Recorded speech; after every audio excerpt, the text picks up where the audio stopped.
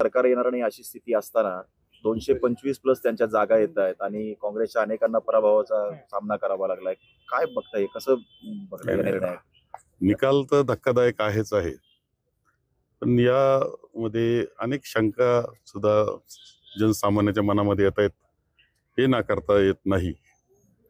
खरं म्हणजे एक धर्माचा उपयोग, पैशाचा उपयोग, काही योजना, ज्या सरकारी योजना केवळ राजकारणाकरता वापरण्याकरता घेतलेला, हे सुद्धा कारण आहे. आणि याच्यातून हे त्यांना जे दिसतं जागा मिळालेल्या, खरं म्हणजे हे खरं यश नाही. त्यांनी ओढून ताडून कसं तरी मिळवलेलं, निर्णय क्लुप्त्या करून मिळवलेलं यश आहे.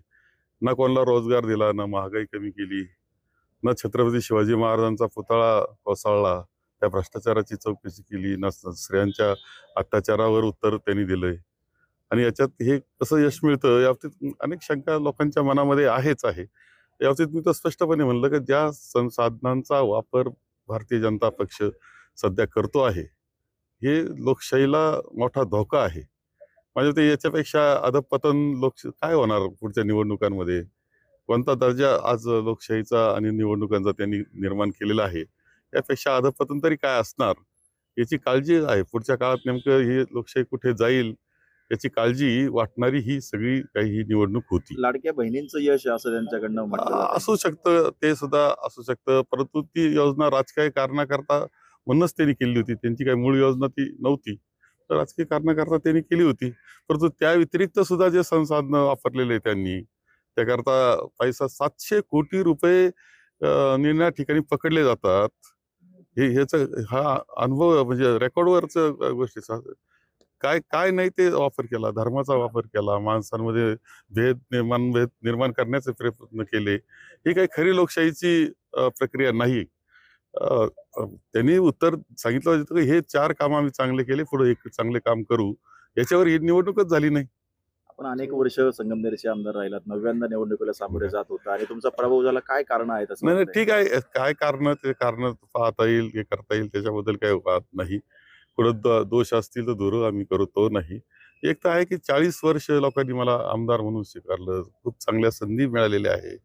या जनतेचा तर मी आभारच मानतो आहे. आता कुठं काय नेमकं घडलेलं आहे, हे जे जे मी संसाधनांचा वापर हे जे म्हणतो, ती पद्धत आमच्या या तालुक्यामध्ये कधी नव्हती. निनाळ पद्धतीचा जो वापर झाला, ती पद्धत नवीनच वापर झालेला आहे. या सगळ्या गोष्टीचा परिणाम आहे, परंतु आम्ही आमचे काही असेल दोष तर ते दूर करण्याचा प्रयत्न करू. तर जिल्ह्यातही पाहिलं तर हेमंत ओगले हे काँग्रेसचे आमदार निवडून आले. अनेक ठिकाणी तेवढं यश मिळालं नाही. काय नेमकं सगळीकडेच नाही, आता हे पहा, असं आहे की जेव्हा संपूर्ण महाराष्ट्रातच एक लाट म्हणूनच ही गोष्ट आलेली होती. एवढा मोठा बहुमत म्हणजे त्यांना जे मिळतं आहे, याला याला कारण मीमांसा तर करता येईलच आपल्याला. काय कशाचा परिणाम आहे, कोणतं कोणतं कर्तृत्व यांनी दाखवलं का इतकं मिळावं? ज्या संसाधनांचा वापर प्रचंड प्रमाणामध्ये केला जातो, जे बुद्धिभेद केला जातो, माणसामध्ये भेद निर्माण केला जातो, धर्माचा वापर केला जातो, जातीचा वापर केला जातो, हे तर खरं म्हणजे यांची अस्त्र आहे भारतीय जनता पक्षाचे, आणि त्यातून हे यश मिळालेलं आहे. त्यामुळे खरं लोकशाहीला अभिप्रेत यश हे नाही. विरोधी पक्ष नेता सुद्धा होऊ शकत नाही असं संख्याबळ कुठेतरी आघाडीकडे दिसते आणि याला जबाबदार कुठेतरी महायुतीचं सगळं हे नाही, ठीक आहे. आता या सगळ्याचा परिणाम जे असतील ते भोगावे लागतील आणि दुरुस्त करावं लागेल. शेवटी देशाची लोकशाही वाचवायची असेल, राज्यघटना वाचवायची असेल, तर आम्हाला आणखी काम करावं लागेल. एवढंच संघर्ष आहे, करू आम्ही. तर लोकसभेला जी लाट एक महायुतीच्या विरोधात दिसत होती, ती लाट कुठेतरी टिकवण्यात महाविकास आघाडीला अपयश आलं. नाही, लाट टिकवण्यापेक्षा त्यांनी ती कशा पद्धतीने परतवली असं म्हणता येईल. आणि त्याकरता कोणत्या साधनांचा वापर केला, कशा पद्धतीने इलेक्शन 1.5 महिना पुढं लोटलं गेलं, त्याच्यामध्ये जाहिरातीचा कार्यक्रम किती मोठ्या प्रमाणावर होता.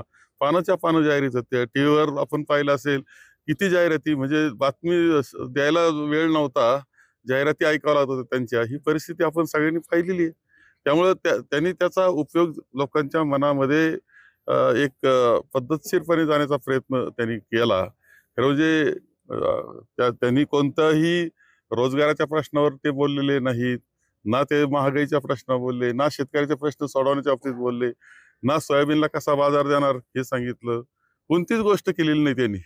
त्यांनी ज्या पद्धतीनं मिळवलं ते यश मिळवण्याचा मार्ग मात्र लोकशाहीला विपरीत नाही. आता फक्त निवडणुकीच्या तोंडावर जे योजना राबवल्या गेल्या त्याला त्या आमिषाला लोक भुलले असं वाटतं. नाही आता ठीक आहे, सगळं अनेक कारण आहेत, त्यामधले ते कारण असू शकतं.